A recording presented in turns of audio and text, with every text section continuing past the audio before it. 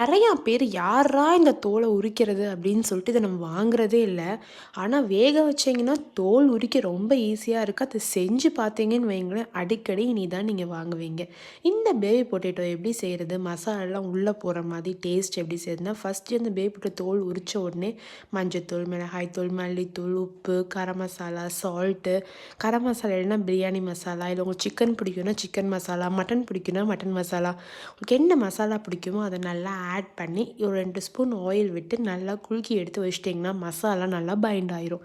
இப்ப எண்ணெய் ஊத்தி கடுகு, உளுந்தம் பருப்புலாம் போட்டு தாளிச்சுட்டு, அந்த பைண்ட் பண்ணி வச்சிருக்க பொட்டேட்டோ தூக்கி உள்ள போட்டு, தேவையான அளவு சால்ட் போட்டு, குலுக்கி பிரட்டி எடுத்துட்டு, ஒரு லிட்டு போட்டு ஒரு 2 to 3 மினிட்ஸ் மூடி வச்சு எடுத்தீங்கன்னா, டேஸ்ட்டு சும்மா பயங்கரமா இருக்கும்.